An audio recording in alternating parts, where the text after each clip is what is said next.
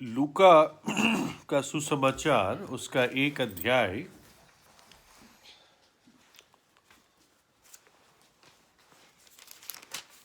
और 13 से 17 पढ़ेंगे।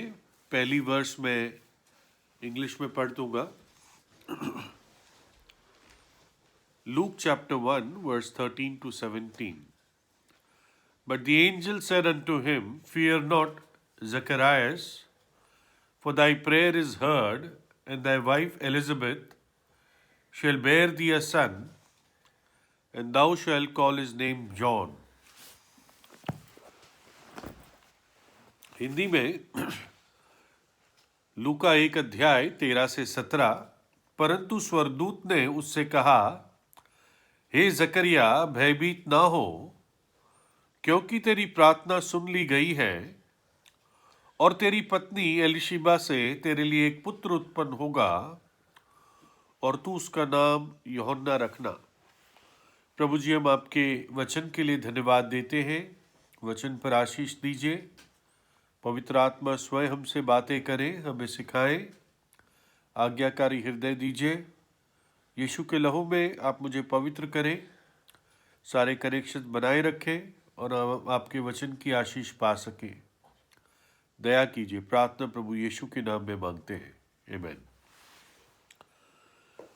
तो लूका 1 अध्याय 13 से 17 जो हिस्सा है, मैंने भी 13 आयत ही पढ़ी है। और ये स्वर्गदूत जकरयास से कहता है, जो यूहन्ना बपतिस्मा देने वाला का पिता था, यूहन्ना के जन्म के बारे में। और फिर आगे कहता है, और तुझे आनंद और हर्ष होगा, और बहुत लोग उसके जन्म के कारण आनंदित होंगे, क्योंकि वह प्रभु के सामने महान होगा, और दाखरस और मदिरा कभी ना पिएगा, और अपनी माता के गर्भी से पवित्र आत्मा से परिपूर्ण हो जाएगा, और इजराइलियों में से बहुतों को उनके प्रभु परमेश्वर की ओर फेरेगा। वह एलिया की आत्मा और सामर्थ में होकर उसके आगे आगे चलेगा, कि पितरों का मन लड़के बालों की ओर फेर दे, और आज्ञा न मानने वालों को धर्मियों की समझ पर लाए, और प्रभु के लिए एक योग्य प्रजा तैयार करे। तो ये भविष्यवाणी थी यूहन्ना के लिए, जो समझ लीजिए कि इससे करीब 8 या 10 महीने बाद जन्म लेने वाला था। और जब स्वर्गदूत जकरयास को प्रकट होता है, तो कहता है, मत डर, भयभीत ना हो, क्योंकि तेरी प्रार्थना सुन ली गई है। हमें मालूम है कि जकरयास को विश्वास नहीं हुआ, जबकि गैब्रियल प्रकट हुआ था पवित्र स्थान में इस बात को बताने के लिए, क्योंकि ये घटना छोटी नहीं थी। जैसे सिमसोन के लिए स्वर्गदूत आया बताने के लिए उसके माँ बाप को, उसके पेरेंट को, और सैमुअल के लिए एली ने हन्ना को बात बताई। लेकिन यूहन्ना बपतिस्मा देने वाले का जो आना था, वो और बड़ी घटना थी, क्योंकि वो सिर्फ एक उद्देश्य के लिए आ रहा था। वो मसीहा के आगे आगे जाकर लोगों के हृदयों को तैयार कर रहा था कि वो लोग प्रभु यीशु पर विश्वास करें। तो इसलिए एक प्रधान स्वर्गदूत परमेश्वर ने भेजा, और जकरयास को विश्वास नहीं हुआ, इसलिए वो उसके जन्म तक गूंगा रहा। और कई बार ये होता है कि हम किसी चीज के लिए बहुत प्रार्थना करते हैं। शायद जकरयास पता नहीं कितने वर्ष प्रार्थना कर रहा होगा कि प्रभु हमें एक बेटा दे। लेकिन जब समय आया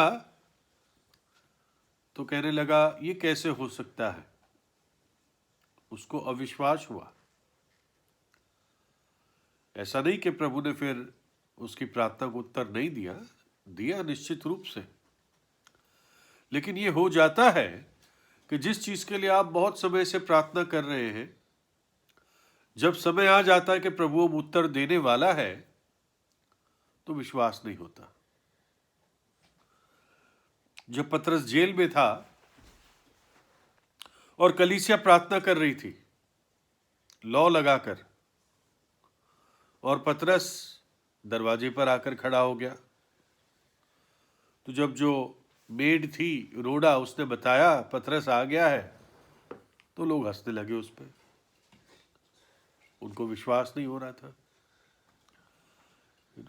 तो हमारे प्रभु का समय है, कैसे और कब प्रार्थना को उत्तर देना है, और प्रभु हमारे सोचने समझने से बढ़कर प्रार्थना का उत्तर देता है। तो हम थोड़े समय इसी यूहन्ना पर मनन करेंगे, उसके जीवन की बातों पर, उसके संदेश पर एक स्टडी के रूप में।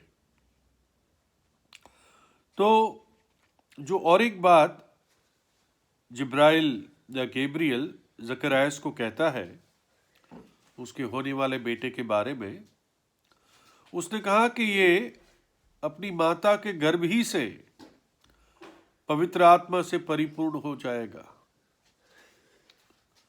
ये बच्चा जो आम बच्चों की तरह था, जो स्त्रियों से जन्मा, हमारा प्रभु यीशु सिर्फ केवल एक अकेला अलग ठहरता है क्योंकि वो एक कुंवारी के द्वारा जन्मा। लेकिन जो स्त्रियों में जन्मे, उसमें से शायद यूहन्ना ही था, यूहन्ना बपतिस्मा देने वाला, जो गर्भ में भी पवित्र आत्मा से परिपूर्ण था। प्रभु ने ऐसा वरदान इस बालक को दिया था। प्रभु यीशु टोटली अलग है क्योंकि वो पवित्र आत्मा से ही जन्मा।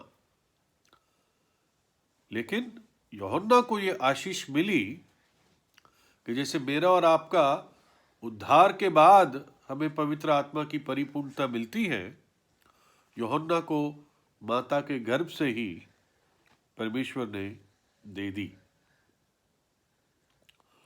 वो गर्भ ही से एक नाजरी ठहरा, क्योंकि प्रभु ने कह दिया था कि वो यहोवा की दृष्टि में महान होगा और कोई दाखरस और मदिरा ना पिएगा। ये एक नाजिर का चिन्ह था, बुलाहट थी। सिमसोन के लिए भी ऐसी ही बात स्वर्गदूत ने कही थी कि वो नाजिर होगा। और सैमुअल के लिए भी हन्ना ने ये प्रार्थना की थी, प्रभु इसके सिर पर, इसके बालों पर कोई छुरी नहीं लगेगी। यानी सैमुअल भी जीवन भर नाजिर रहा। देखिए, जब माता के गर्भ की बात आती है तो एक दो और विचार सामने आते हैं। दाऊद भजन 51 में कहता है कि जब मैं माता के गर्भ में पड़ा तो तब भी मैं पाप की अवस्था में था। और भजन 139 में वो कहता है, मेरे मन का स्वामी तो तू है, तूने मुझे माता के गर्भ में रचा। ये दाऊद कहता है। यिर्मयाह 1:5 में लिखा है, यिर्मयाह कहता है कि इससे पहले, प्रभु यिर्मयाह को कहता है, इससे पहले कि तू माता के गर्भ से आया, मैंने तुझे अलग किया, पवित्र किया। I sanctified you from the mother's womb. पौलुस गलतियों की पत्री 1 अध्याय में कहता है, it please God to separate him, to separate me from my mother's womb. ये परमेश्वर को भाया कि उसने मेरी माता के गर्भ से मुझे अलग किया। यानी तभी से वो चुने गए।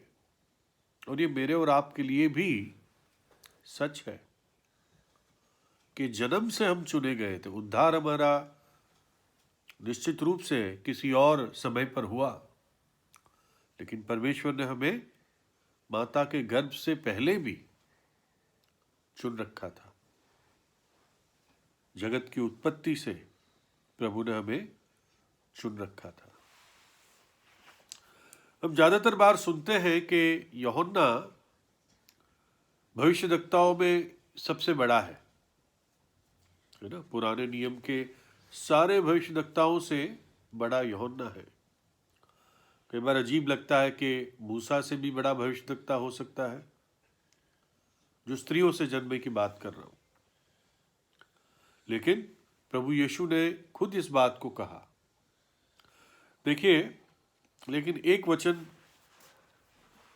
जो इससे संबंधित है, मत्ती 11 अध्याय की 11 आयत, मैथ्यू 11:11, उसमें प्रभु कहता है, मैं तुमसे सच कहता हूं कि जो स्त्रियों से जन्मे हैं उनमें से यूहन्ना बपतिस्मा देने वाले से कोई बड़ा नहीं हुआ, पर जो स्वर्ग के राज्य में छोटे से छोटा है वो उससे बड़ा है। यहां पर लूका में तो प्रभु कहता है भविष्यद्वक्ताओं में, लेकिन यहां पर ऐसे लगता है मनुष्यों में। प्रभु क्या कहता है? मैं तुमसे सच कहता हूं कि जो स्त्रियों से जन्मे हैं उनमें से यूहन्ना बपतिस्मा देने वाले से कोई बड़ा नहीं हुआ। यानी प्रभु यीशु ने मनुष्यों में, जो आम मनुष्य है मेरे और आप जैसे, या और भविष्यद्वक्ता थे, उन सब में से बड़ा प्रभु ने यूहन्ना बपतिस्मा देने वाले को ठहराया। क्यों ठहराया? क्या कुछ यूहन्ना ने किया था? लेकिन जन्म से पहले ही प्रभु ने ठहरा दिया था। इससे पता चलता है जो प्रिंसिपल ऑफ इलेक्शन, चुनाव का सिद्धांत, जब याकूब की पत्नी, माफ करना, इसहाक की पत्नी, जब वो प्रार्थना करती है प्रभु से कि प्रभु ये क्यों मुझे महसूस होता है, इस प्रकार से मेरे अंदर ये जो एक अजीब फीलिंग क्यों महसूस होती है, तब प्रभु उसको बताता है, शायद उत्पत्ति 26 में है, कि तेरे अंदर से 2 राज्य उत्पन्न होंगे, 2 बेटे उत्पन्न होंगे, और बड़ा छोटे की सेवा करेगा। और उन दोनों में से प्रभु ने पहले से याकूब को चुन लिया था। क्या याकूब ने कुछ किया था? अगर किया भी था तो जन्म से ही गलत किया था, अपने भाई की टांग पकड़ ली थी। लेकिन यहां पर हम देखते हैं कि ये चुनाव का सिद्धांत प्रभु का और हमारे सामने रोशनी से आता है कि प्रभु ने हमें चुन रखा है। उसका अनुग्रह हम पर हमारे जन्म से पहले प्रभु की पुस्तक में लिखा हुआ था। तो मनुष्यों में सबसे बड़ा यूहन्ना बपतिस्मा देने वाला। और मूसा के बारे में प्रभु क्या कहता है? गिनती 12 अध्याय की 3 आयत, नंबर्स चैप्टर 12 वर्स 3, मूसा तो पृथ्वी भर के रहने वाले मनुष्य से बहुत अधिक नम्र स्वभाव का था। इंग्लिश में लिखा है, he was the meekest man upon the earth। सबसे नम्र व्यक्ति था।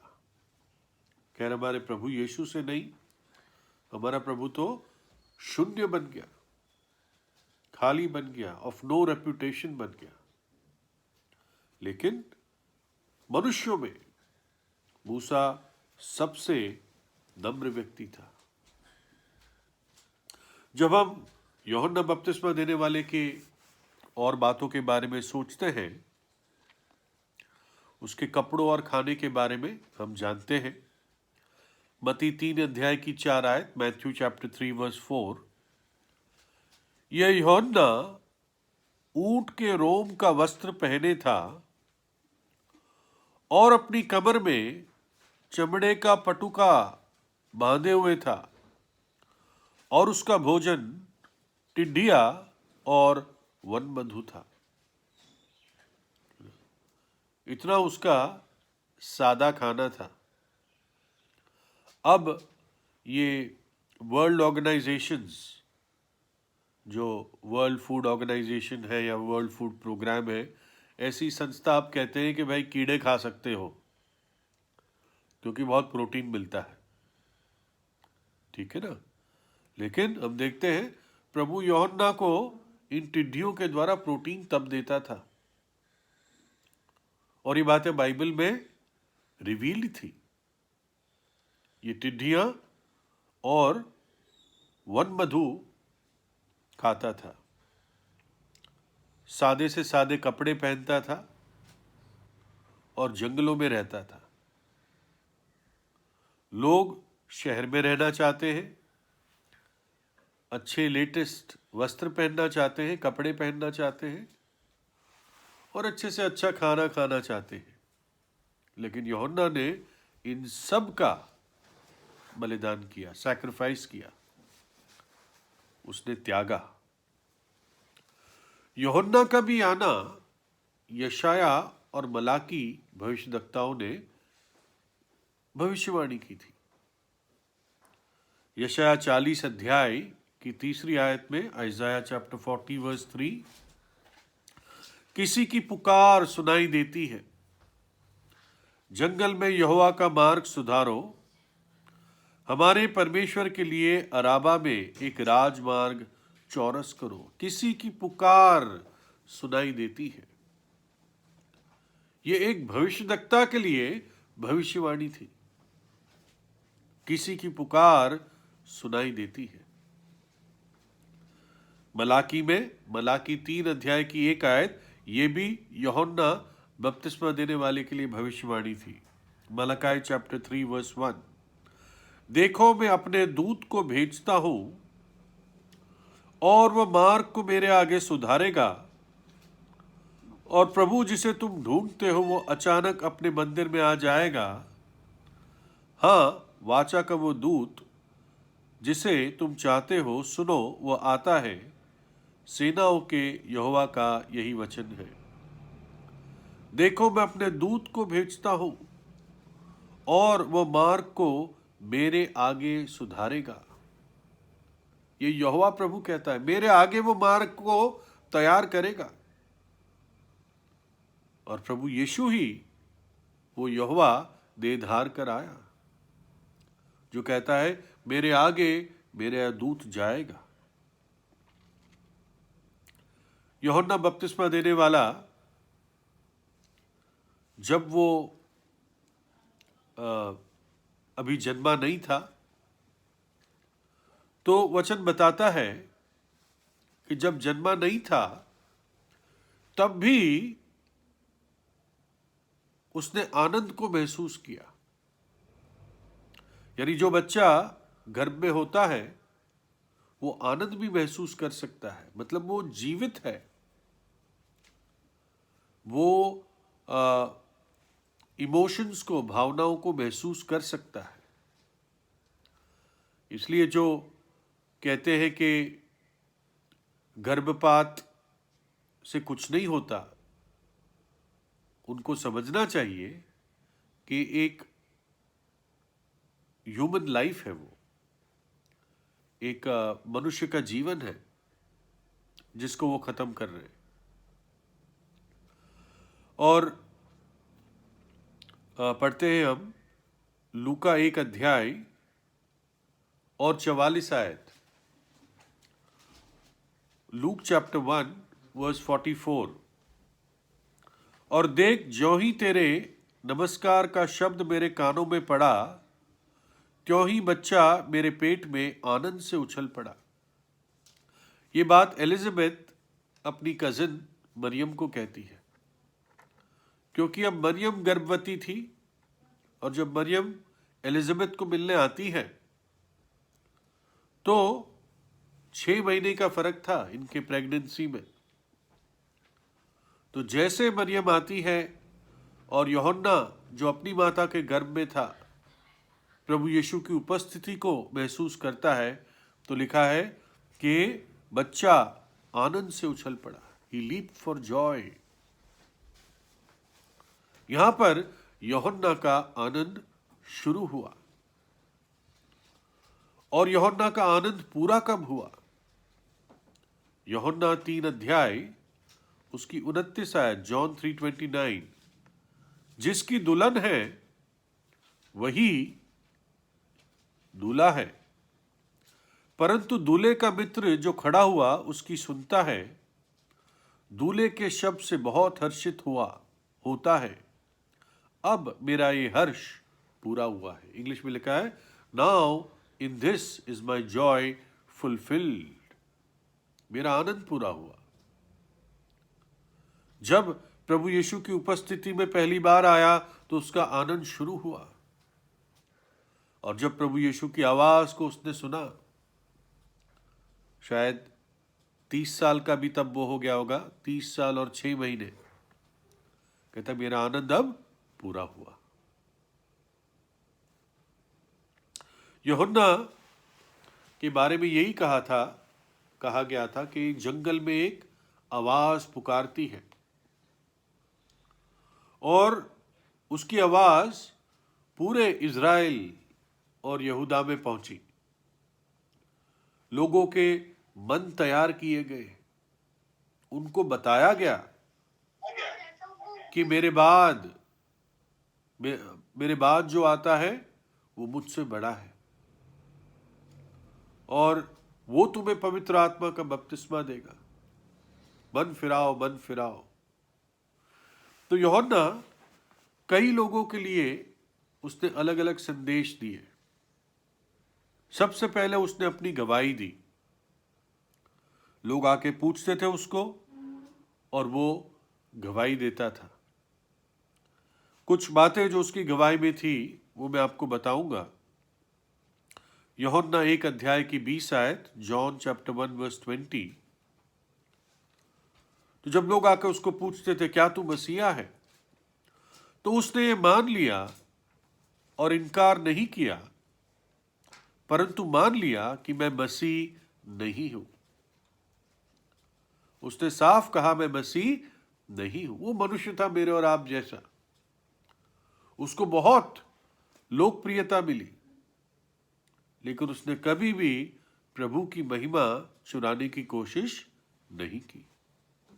उसने कहा मैं मसीह नहीं हूं। लोगों ने पूछा क्या तू एलिया है? क्या तू वो भविष्यद्वक्ता है जिसके बारे में मूसा ने व्यवस्था विवरण 18 में कहा था? तो वो कहता है उसकी अगली आयत में 21 में, तब उन्होंने उससे पूछा तो फिर कौन है? क्या तू एलिया है? उसने कहा मैं नहीं हूं। तो क्या तू वह भविष्यद्वक्ता है? उसने उत्तर दिया कि नहीं। तो लोग पूछते रहे तू कौन है फिर? और तब वो 23 आयत में कहता है उसी अध्याय की वर्स 23, उसने कहा मैं जैसे यशायाह भविष्यद्वक्ता ने कहा है, जंगल में एक पुकारने वाले का शब्द हूं कि तुम प्रभु का मार्ग सीधा करो। I am the voice of the one crying in the wilderness. मैं सिर्फ एक आवाज हूं जो पुकार रहा है, यहोवा के लिए, प्रभु के लिए मार्ग सीधा करो, तैयार करो। यूहन्ना की नम्रता को देखते हैं। कहता मैं सिर्फ एक आवाज हूं, मैं कोई व्यक्ति भी नहीं हूं।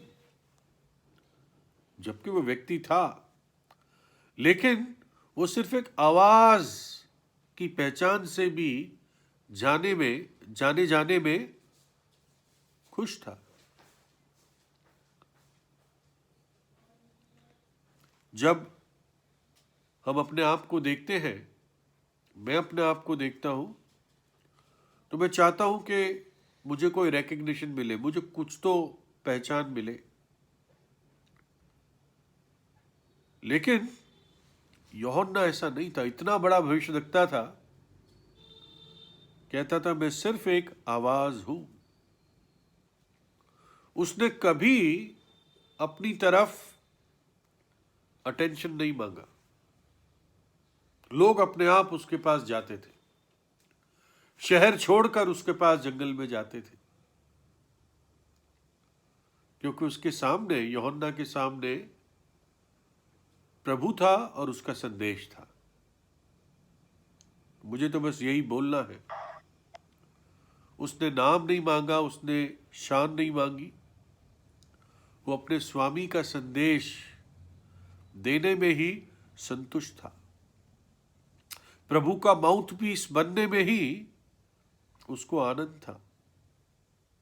कहता है मैं सिर्फ एक पुकारने वाली आवाज हूं जो जंगल में है। एक विचार आता है, जब प्रभु यीशु जगत में आया तो वचन क्या कहता है कि वचन देहधारी हुआ। यूहन्ना निश्चित रूप से आवाज था, लेकिन हमारा प्रभु यीशु मसीह देहधारी वचन था। 27 आयत में वो कहता है, वर्स 27 में, कि मेरे बाद आने वाला है, अर्थात मेरे बाद आने वाला है, जिसकी जूती का बांध मैं खोलने के योग्य नहीं हूं। वो प्रभु यीशु के वर्थ को, योग्यता को समझता था, सिर्फ शब्दों से नहीं बोलता था। है ना, हम शब्दों से बोल देते हैं प्रभु मैं धूल हूं, राख हूं, खाक हूं। अगर शब्दों से कोई बोलेगा, माफ करना, कोई दिल से बोलेगा, तो ये सुनने वाला भी उभरेगा। लेकिन कई बार मात्र शब्द होते हैं कि प्रभु मैं ऐसा हूं, वैसा हूं, राख हूं, खाक हूं, धूल हूं। सच बात है, हम सब ये हैं। इब्राहिम कहता है Lord I am but dust and ashes, प्रभु मैं धूल और राख हूं, जब वो सोदोम के लिए प्रार्थना करता है। लेकिन यूहन्ना ने ये बात अपने दिल से कही, इसलिए पवित्र आत्मा ने इस बात को लिखा कि मैं प्रभु के जूते के फीते खोलने के लिए भी योग्य नहीं हूं। इतना वो महान है, मुझसे पहले है, युगान युग से वो है, अनंत काल से है। जो मेरे बाद आने वाला है वो मुझसे महान है, क्योंकि वो मुझसे पहले है। हमने 3 अध्याय की 29 में ऑलरेडी वो वर्स पढ़ा, जॉन 3:29। वो कहता है मैं तो दूल्हे का मित्र हूं। यूहन्ना 3:29, जिसकी दुल्हन है वह दूल्हा है, परंतु दूल्हे का मित्र खड़ा हुआ उसकी सुनता है, दूल्हे के शब्द से बहुत हर्षित होता है। अब मेरा ये हर्ष पूरा हुआ। लोग यूहन्ना की आवाज सुनने जाते थे, जैसे मैंने बताया, शहर छोड़कर, अपने घर छोड़कर जंगल में जाते थे। क्या चीज ले जाती थी उनको? जो संदेश यूहन्ना के पास था, पुचकारने वाला और लोगों को हंसाने वाला संदेश नहीं था उसके पास, लेकिन फिर भी लोग जाते थे। है ना, आपको कोई बड़ी सभा करनी होगी, आप एक ऐसी जगह शहर में करेंगे जो आसान पड़ेगा, लोग आ जाएंगे। यूहन्ना के साथ ऐसा नहीं था। उसने जंगल में सभा करी, लोग जंगल में गए। यरदन के पास कहीं उसने की होगी, फिर वहां बपतिस्मा देता था। लेकिन ऐसा व्यक्ति कहता है मेरी खुशी इसकी आवाज सुनकर है। किसकी? दूल्हे की, प्रभु यीशु की। उसकी नम्रता देखो और प्रभु की आवाज की महानता को देखो, कि जिसकी आवाज सुनने के लिए लोग तरसते थे, वो व्यक्ति प्रभु यीशु की आवाज के लिए तरसता था। कहता है मैंने इसकी आवाज सुन ली, मेरा आनंद पूरा हो गया, मैं छक गया, मैं तृप्त हो गया। कहता मैं उसका मित्र हूं। जब कलीसिया का विवाह होगा, प्रकाशित वाक्य 19 अध्याय की जो घटना है, तो उस विवाह में गेस्ट बुलाए जाएंगे। वो गेस्ट कौन होगा? वो इज़राइल का राष्ट्र होगा, या सॉरी, पुराने नियम के संत होंगे, क्योंकि कलीसिया अलग है, कलीसिया दुल्हन है। और जो यहूदी बुलाए जाएंगे वो मित्र के रूप में इस विवाह में आएंगे। फिर यूहन्ना 3:30 में यूहन्ना कहता है, जॉन 3:30, अवश्य है कि वह बढ़े और मैं घटूं। वो बढ़े और मैं घटूं। He must increase but I must decrease. प्रभु के आने से पहले यूहन्ना एक हीरो था। प्रभु ने खुद कहा, यूहन्ना एक चमकती हुई रोशनी थी जिसमें तुम आनंदित हुए। लेकिन जब प्रभु यीशु सीन में आया तो यूहन्ना घटने लगा, अपनी इच्छा से घटने लगा। उसके चेले थे यूहन्ना के, लेकिन जब यूहन्ना ने कहा देखो इसको, परमेश्वर के मेमने को, तो उसके दो चेले प्रभु के पीछे चल लेते हैं। उसने उसी तक उनको तैयार किया था। प्रभु मैं घटूं और तू बढ़े। हम में से सबको कितनी इस प्रार्थना की आवश्यकता है कि प्रभु आप मेरे जीवन में बढ़े और मैं घटूं। मैं अपने महत्व को इतना ना समझूं, रादर समझूं ही ना, आप बढ़े प्रभु। मुझे अपने पवित्र आत्मा से परिपूर्ण करें। यही होता है पवित्र आत्मा से परिपूर्ण होना, कि प्रभु आप बढ़े और मैं घटूं। है ना, इंग्लिश में एक वाक्य है, he is so full of himself. वो अपने आप से ही कितना भरा हुआ है, यानी अपने बारे में ही सोचता है, अपनी ही योजनाओं के बारे में सोचता है, अपनी ही एम्बिशंस के बारे में चिंतित रहता है। स्वार्थी बातों में वो व्यक्ति कह नहीं पाएगा कि प्रभु तू बढ़, क्योंकि वो घट नहीं पाता। नहीं हो सकता तो उपवास रखिए, प्रभु मुझे सिखा मैं कैसे घटूं और तू कैसे बढ़े मेरे जीवन में। यूहन्ना ने, जैसे मैंने बताया शुरुआत में, अलग अलग समूह के लोगों को एक संदेश दिया। पहले उसने जो आम जनता थी, जो भीड़ आती थी, उनको क्या कहा? मत्ती 3 अध्याय 1 और 2, मैथ्यू 3:1-2। उन दिनों में यूहन्ना बपतिस्मा देने वाला आकर यहूदिया के जंगल में यह प्रचार करने लगा कि मन फिराओ, क्योंकि स्वर्ग का राज्य निकट आ गया। सबसे पहला संदेश था उसका, मन फिराओ, रिपेंट। वो लोग जो सदियों से परमेश्वर को जानते थे, उसके बारे में जानते थे, जिनके पास वचन था, लिखित वचन था, उनको कहता है पश्चाताप करो। प्रभु यीशु जब मत्ती 4 में अपने प्रचार को शुरू करता है, प्रभु भी इन्हीं शब्दों से शुरू करता है, मन फिराओ क्योंकि परमेश्वर का राज्य निकट है। लूका 3 अध्याय 4 और 6 में, लूक 3, 4 and 6, जैसे यशायाह भविष्यद्वक्ता के कहे हुए वचनों की पुस्तक में लिखा है कि जंगल में पुकारने वाले का शब्द हो रहा है कि प्रभु का मार्ग तैयार करो, उसकी सड़कें सीधी बनाओ।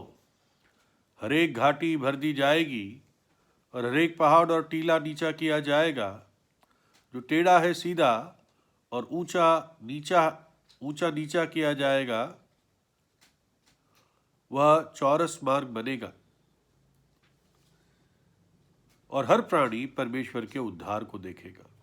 आप पढ़ लीजिएगा उसको, मैंने बहुत अच्छी तरह नहीं पढ़ा। लूका 3 अध्याय 4 से 6। तो 4 बातें यूहन्ना ने कही कि बड़े पहाड़, घमंड के पहाड़ नीचे किए जाएंगे, जो खाइयां हैं डिप्रेशन की, निराशा की, वो उठाई जाएगी,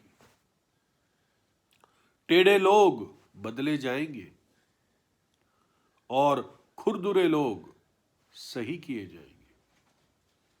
है ना, पौलुस जैसा खुरदुरा आदमी प्रभु ने कैसा बना दिया।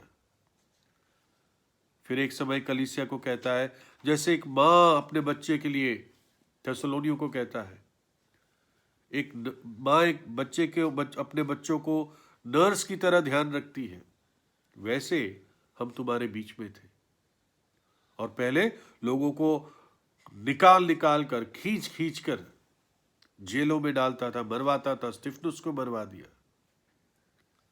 लेकिन खुरदुरे सही किए जाएंगे, रफ शैल बी टेम्ड। और आखिर में क्या लिखा है? और हर प्राणी परमेश्वर के उद्धार को देखेगा। ये बातें कैसे हो पाएगी? उद्धार के द्वारा। पहाड़ नीचे किए जाएंगे, खाइयां ऊपर की जाएगी, टेढ़े सीधे किए जाएंगे और खुरदुरे सही समतल किए जाएंगे। और हर प्राणी परमेश्वर के उद्धार को देखेगा। कैसे पॉसिबल होगा? यूहन्ना के प्रचार से नहीं। आप ध्यान दीजिए, लिखा है और हर प्राणी परमेश्वर के उद्धार को देखेगा। इंग्लिश में है ऑल फ्लैश या all people shall see the salvation of God. मैंने पहले भी एक बार बताया था, इब्रानी में जो सैल्वेशन वर्ड है,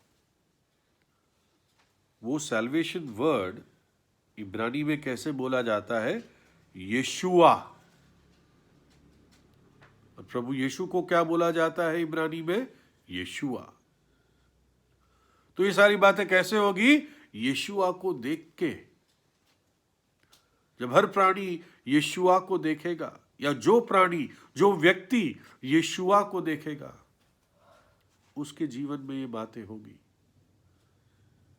पहाड़ नीचे लाया जाएगा, खाई ऊपर की जाएगी, टेढ़ा सीधा किया जाएगा और खुरदुरा समतल किया जाएगा। सिर्फ यीशुआ को देखने से, उस पर विश्वास करने से। और उसने आम जनता को कहा, मन फिराओ और बपतिस्मा लो।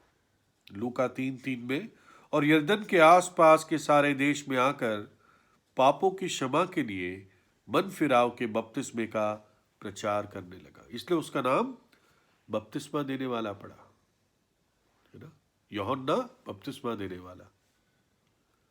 क्योंकि उसकी मेन सेवा वो थी, लोगों के मनों को तैयार कर रहा था। फरीसी और यहूदी धर्म गुरुओं को उसने क्या कहा? जो यहूदी प्रधान थे, फरीसी थे, मत्ती 3 अध्याय 7 से 10, मैथ्यू 3:7-10। जब उसने बहुत से फरीसियों और सदुकियों को बपतिस्मा के लिए अपने पास आते देखा तो उनसे कहा, हे सांप के बच्चों, तुम्हें किसने जता दिया कि आने वाले क्रोध से भागो? सो मन फिराव के योग्य फल लाओ और अपने अपने मन में ये ना सोचो कि हमारा पिता इब्राहिम है, क्योंकि मैं तुमसे कहता हूं कि परमेश्वर इन पत्थरों से इब्राहिम के लिए संतान उत्पन्न कर सकता है। और अब कुल्हाड़ा पेड़ की जड़ पर रखा हुआ है, इसलिए जो जो पेड़ अच्छा फल नहीं लाता वह काटा और आग में झोंका जाता है। कोई मुंह नहीं खोल सकता था इन धर्मगुरुओं के सामने, इनकी इतनी अथॉरिटी थी, है ना। मानो किसी बड़े भाई को आपको गलती उसकी बतानी हो तो आपको डर तो लगेगा ना। तो अगर वो बहुत नम्र होगा तो आप प्यार से जाकर उसको बता सकते हो, लेकिन इन फरीसियों को बताना ये आसान नहीं था। यूहन्ना क्या कहता है? सांप के बच्चों, क्यों लाइन में खड़े हो? किसने बताया तुम्हें कि क्रोध से भागो? कहता लाइन में खड़े होने से कुछ नहीं होगा, पानी में अंदर जाने से कुछ नहीं होगा। पश्चाताप के योग्य फल अपने जीवन में लाओ। ये मत कहते रहो इब्राहिम हमारा पिता है तो हम स्वर्ग चले जाएंगे ना। इब्राहिम के लिए बच्चे तो परमेश्वर पत्थरों से भी खड़े कर देगा। यहां पर वो पवित्र आत्मा अन्य जातियों की भविष्यवाणी दे रहा था कि जब इज़राइल रिजेक्ट करेगा मसीहा को तो उद्धार मूर्ति पूजक अन्य जातियों के पास जाएगा। और फिर वो कहता है कि कुल्हाड़ा कहता है वो तो और टफ चीज बताता है। कुल्हाड़ा पेड़ के जड़ पे रखा हुआ है, जो पेड़ फल नहीं लाएगा वो काट दिया जाएगा।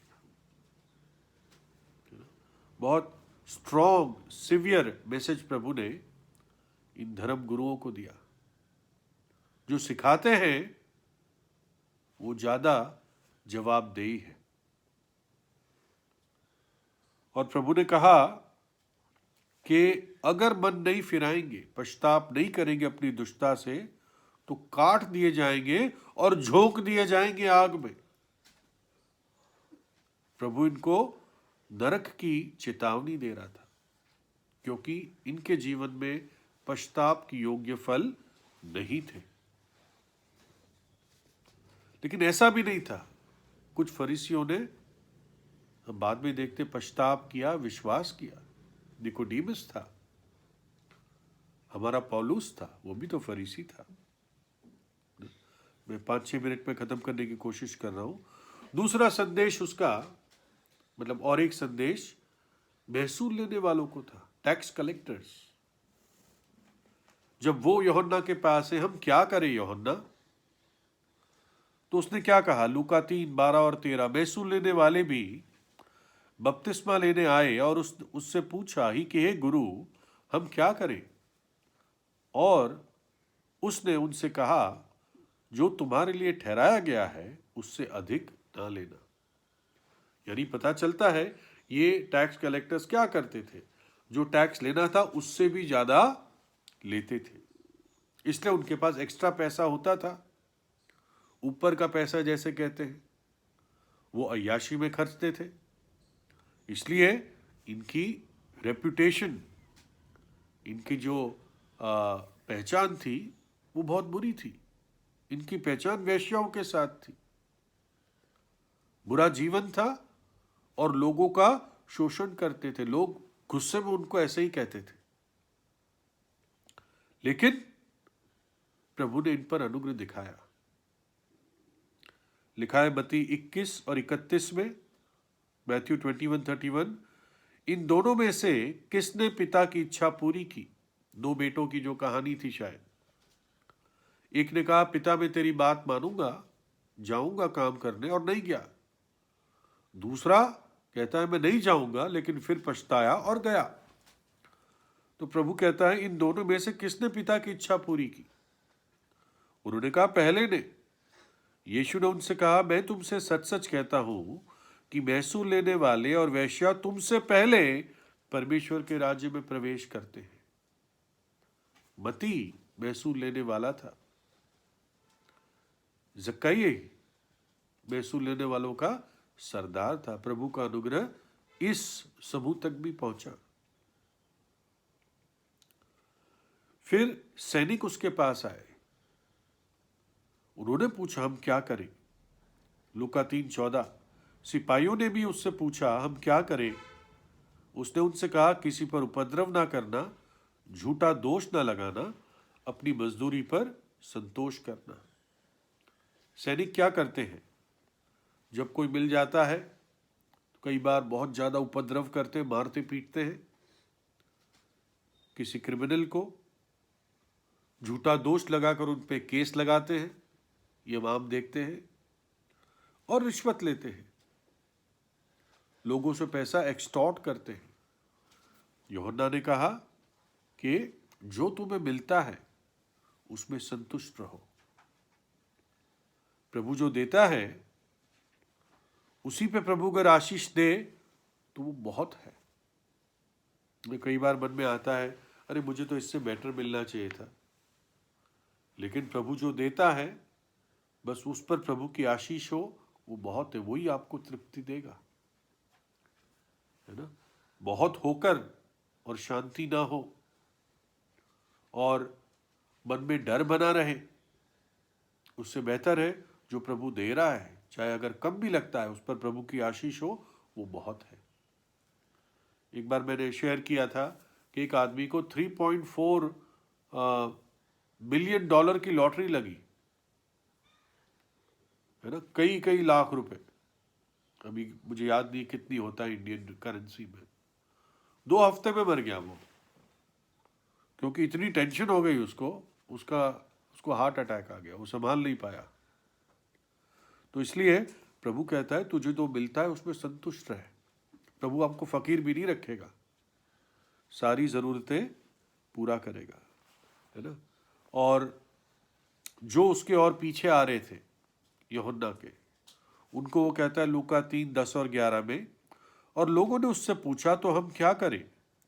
उसने उत्तर दिया, जिसके पास 2 कुर्ते हो वो उसके साथ जिसके पास नहीं है बांट दे, और जिसके पास भोजन हो वो भी ऐसा ही करे।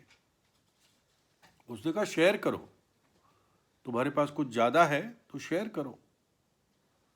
पहला यूहन्ना 3:17 में, पर जिस किसी के पास संसार की संपत्ति हो और वो अपने भाई को कंगाल देखकर उस पर तरस ना खाना चाहे, तो उसमें परमेश्वर का प्रेम क्यों कर बना रह सकता है? तुम्हारे पास है, तुम्हारे भाई के पास नहीं है, तब भी तुम उसको नहीं देते, तो कैसे तुम्हारे अंदर परमेश्वर का प्रेम है? याकूब 2:15-17 में, यदि कोई भाई या बहन नंगे उघाड़े हो और उन्हें प्रतिदिन भोजन की घटी हो, और तुम में से कोई उनसे कहे कुशल से जा, तू गर्म रहो और तृप्त रहो, पर जो वस्तु देह के लिए आवश्यक है वो उन्हें ना दे, तो क्या लाभ? वैसे ही विश्वास भी यदि कर्म सहित ना हो तो अपने स्वभाव में मरा हुआ है। कहता है अपने भाई को तू बस शब्दों शब्दों से कहता है, कुछ शेयर करता नहीं है, तो कैसे तुम्हारे अंदर परमेश्वर का प्रेम है? कैसे तुम कहते हो तो तुम विश्वासी हो, कि तुम्हारे अंदर विश्वास है? जब मुश्किल समय रहा था पिछले साल, तो आपने क्या कुछ भी किसी के साथ भी शेयर किया? किसी को कुछ दिया, विश्वासी हो या अविश्वासी हो? आप लेवी व्यवस्था 23 में पढ़ेंगे, जब कटनी होती थी इज़राइल में, तो प्रभु ने कहा था 22 आयत में, जब तुम अपने देश में खेत काटो तब अपने खेत के कोनों को पूरी रीति से ना काटना, और खेत में गिरी हुई बालों को इकट्ठे ना करना, उसे दीनहीन और परदेसी के लिए छोड़ देना, मैं तुम्हारा परमेश्वर यहोवा हूँ। इसलिए रूत जा पाई बोआज के खेत में इकट्ठे करने के लिए। गरीब थी, विधवा थी, दीनहीन थी, अजनबी थी, और फाइनली क्या हुआ? वो दाऊद की परदादी बन गई, है ना। और उसका आखिरी जो संदेश था संसार के लिए यूहन्ना का, देखो परमेश्वर का मेमना जो जगत के पाप को उठा ले जाता है। ये पूरे जगत के लिए उसका संदेश है। हाबिल एक मेमना लाया, एक व्यक्ति के लिए एक मेमना। निर्गमन में फंसे के टाइम एक परिवार के लिए एक मेमना। और महायाजक यूहन्ना में कहता है कि पूरे जगत के लिए माफ करना, पूरे राष्ट्र के लिए एक व्यक्ति का वध होना अवश्य है, यानी एक मेमना एक राज्य के लिए। और यूहन्ना बताता है ये एक मेमना पूरे जगत के लिए। देखो परमेश्वर का मेमना, ये वही मेमना था जिसके बारे में इब्राहिम ने बोला था, मेरे बेटे परमेश्वर आप ही मेमने का प्रबंध करेगा। और आखिर में बस 1-2 मिनट, यूहन्ना बपतिस्मा देने वाला कैसे मरा? मैं कह सकता हूं कि परमेश्वर के वचन के लिए शहीद हुआ। इसने हेरोदास राजा को कहा था कि तू गलती में है, तू पाप में है, तूने अपने भाई फिलिपुस की पत्नी को रख लिया है। तो ये हेरोदियास जो फिलिपुस की पत्नी थी, ये यूहन्ना से क्रोध रखती थी। इसने अपने इस हेरोदास को दबाव देकर यूहन्ना को जेल में डलवाया, और हेरोदास के जन्मदिन की पार्टी में अपनी बेटी के नाच के द्वारा उसके मुंह से कहलवा दिया कि तुझे जो चाहिए मैं दूंगा, और यूहन्ना का सिर कटवा दिया।